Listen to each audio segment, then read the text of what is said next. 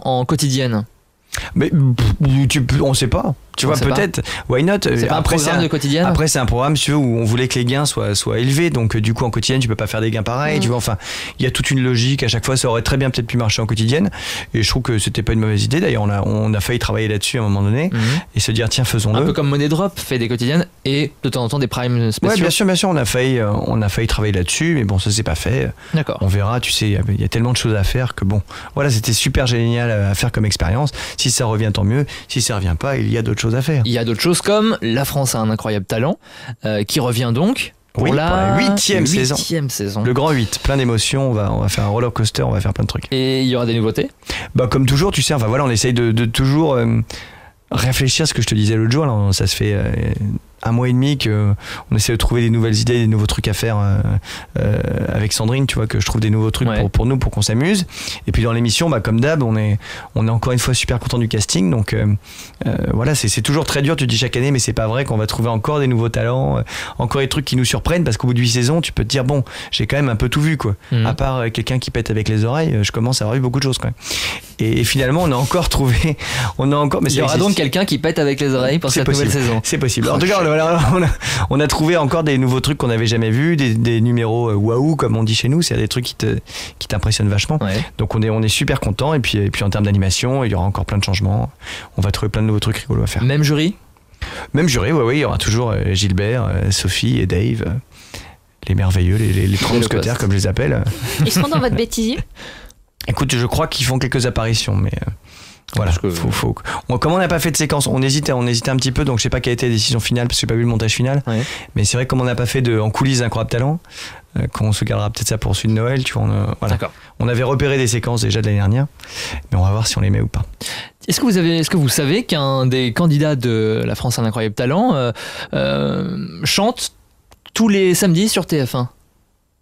Ah bah oui, tu parles de Thomas. Exactement. Ah mais bien sûr, oui, mais c'est génial. Bah, expliquez-nous quoi. Bah qui c'est, parce que Thomas comme ça veut. Ah bah Thomas Boissy qui a fait La France a un incroyable talent, c'est un chanteur. Hein. Bah c'est un improvisateur. C'est-à-dire qu'on donne des thèmes. C'était un génie de l'improvisation, c'est toujours d'ailleurs. Il va faire l'Olympia là à la rentrée pendant plusieurs dates, donc 5 dates, je crois, l'Olympia à la rentrée. Donc c'est génial. Thomas, c'est de remplir l'Olympia comme ça, 5 dates dessus. Mais Thomas, c'est une histoire incroyable parce qu'il a fait ça pendant 10 ans sur des bateaux. Il se trouve qu'il est sur le même bateau que Dave. Un jour qu'il le voit faire ses improvisations, qu'il dit mais vous devriez faire l'émission. Il fait l'émission, il finit 4e je crois, et depuis c'est... Le principe c'était qu'on donnait des tu lui donnes n'importe quoi en fait. Tu lui dis je veux que tu me fasses une chanson avec Edith Piaf, Michael Jackson et que tu parles Charles Aznavour, et que tu parles de la reproduction des tortues, des tortues ou de lémuriens polonais, j'en sais rien.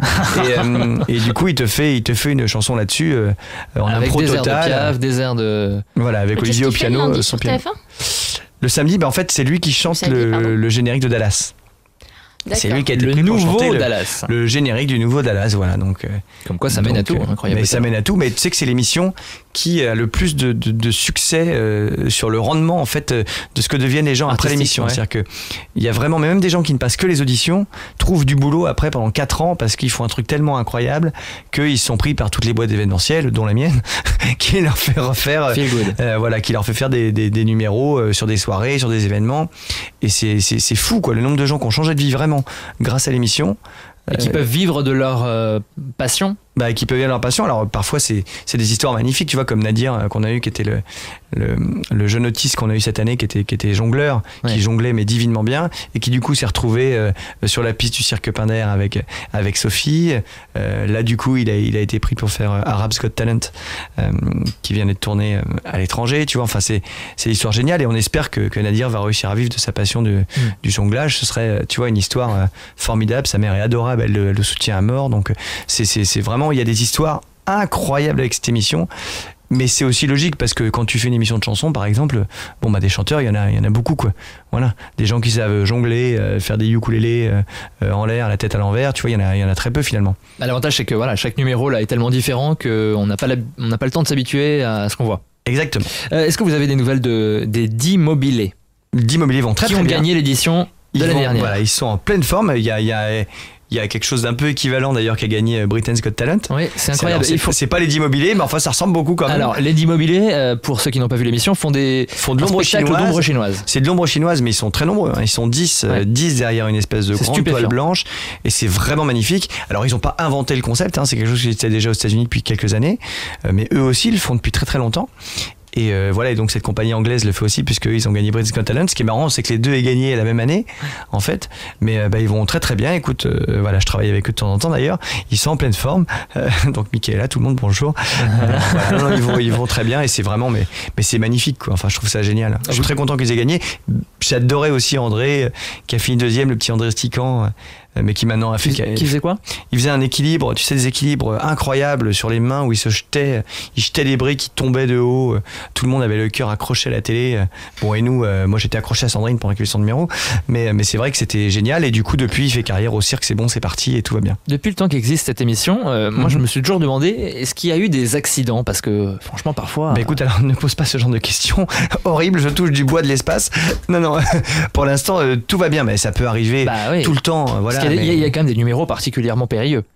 Bah oui, l'année dernière quand on avait le mât et qu'il était sans filet à je ne sais plus combien, 20 mètres du sol et que tout le monde... Il se balançait comme ça. Si tu veux, le truc c'est que c'est les artistes, c'est leur responsabilité, c'est des gens qui font ça de leur vie tout le temps, ils ont l'habitude de vivre avec le danger. Donc même quand tu essayes de leur imposer une sécurité. Des mesures de sécurité et tout, ils te ruent dans les brancards, ils veulent pas. Donc parfois c'est des bagarres même avec les juristes de chez nous et tout.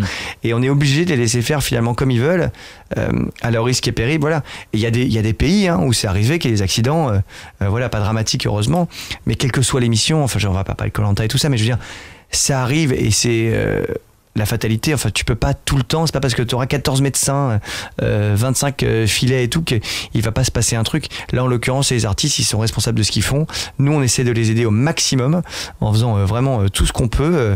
L'année dernière il y a eu un problème notamment en demi-finale avec le monsieur qui faisait le mal, son prénom m'échappe, mais qui faisait aussi après une cascade à moto. Et nous, on voulait absolument qu'il y ait des sécurités parce que ça nous paraissait hyper dangereux.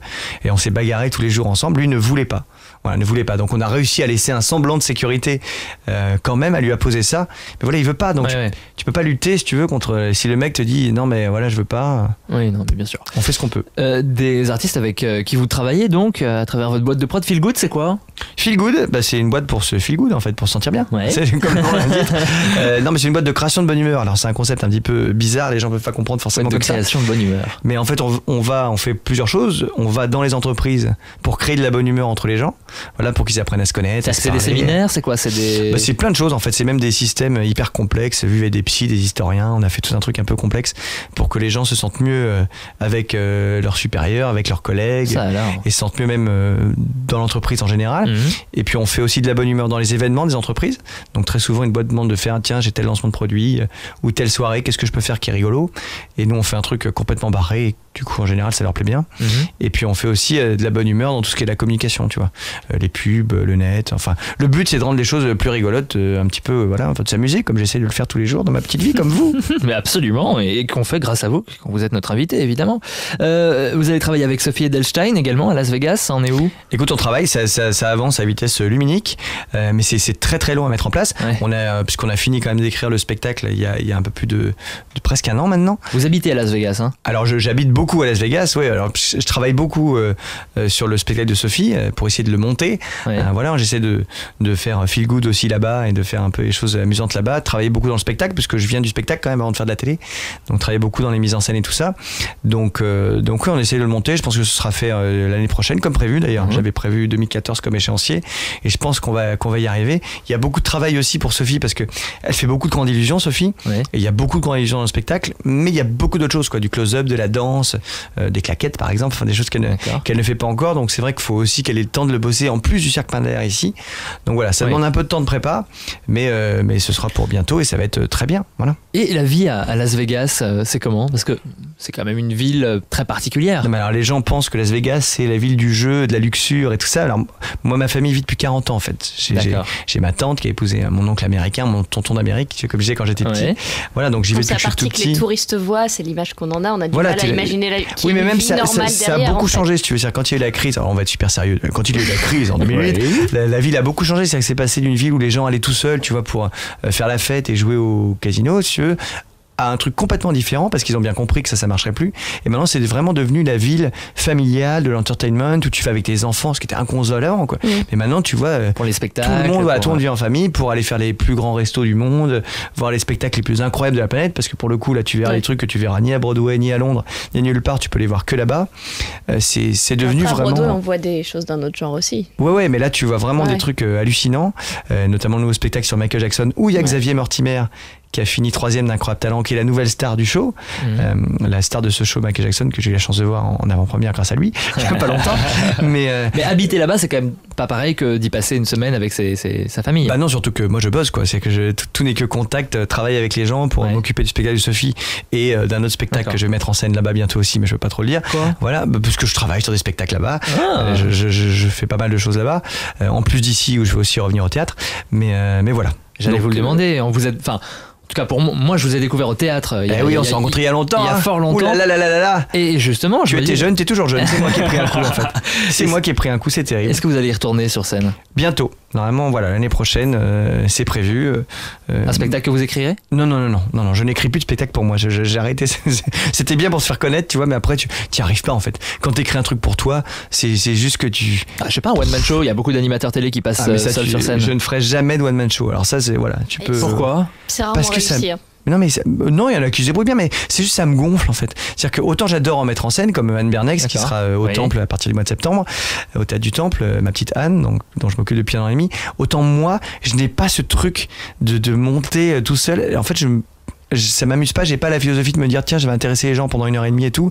Je me marre pas en fait. Moi le but c'est de faire, comme je te disais, les choses pour m'amuser.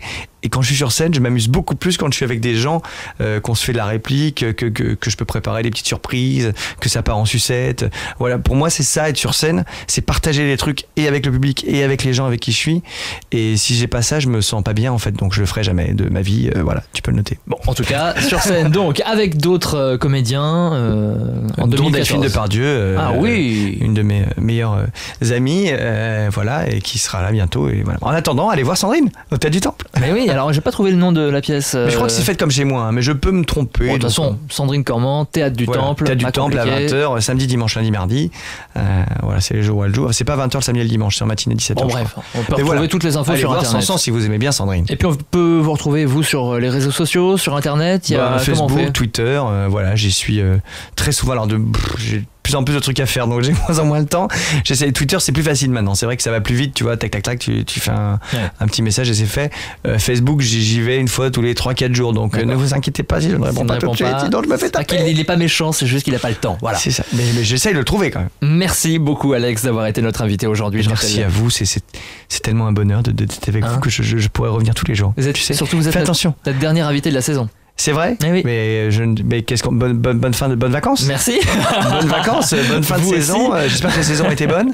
Absolument. La récolte était bien. Du coup, tu reviens l'année prochaine, bien sûr. Absolument. En septembre, on sera. Et tout le monde revient. Claire aussi ? Non. Ah, Claire, tu t'en fous, tu en peux plus, tu te casses. Qu'est-ce que tu fais, Claire ? Je pars en vacances. Tu pars d'une autre radio ? Tu fais quoi ? On peut pas en parler ? Voilà, on va pas en parler ici. D'accord, mais elle va te manquer, non ? Mardi prochain, mais absolument. Mardi prochain à 20h50, ça sera donc sur M6. Le grand bêtisier de l'été avec Alex Good dans des situations incroyables, dans les coulisses de vos émissions préférées, avec vos animateurs préférés d'M6. Vraiment, regardez parce que c'est vachement sympa. Eh ben merci beaucoup. Vous allez voir, c'est rigolo. Merci à vous. Si j'ai un peu la larme à l'œil de savoir que je suis le dernier. Bonnes vacances. Merci. Dans un instant, on parle littérature. On va changer. Ah, mais c'est là. Grand c'est écart. Là où on va parler de ce truc là, ce roi soleil. Un petit peu de respect pour l'auteur qui est pas loin. Les venins de la cour, c'est vous. Non, c'est pas vous. Nous avons Karine. Non, c'est pas Karine. Elle est derrière la porte. Elle est cachée derrière la porte. Elle va pas tarder, je pense. À mon avis, à arriver. Ça dépend si c'est comme moi que tu l'as fait poireauter un quart devant la porte. mon interview avant même que ça parce commence. Que tu n'entends pas la sonnerie. On espère qu'elle n'écoute pas. Et alors son prénom, c'est Karine ou c'est Anne finalement ? C'est Karine. Allez, rends-moi le livre. Tu le veux Alex, merci. Lire de toute façon. Allez. Tu sais, les venins de la cour, nous les récitons dans leur aspect redoutable, mais aussi somptueusement romanesque. Voilà.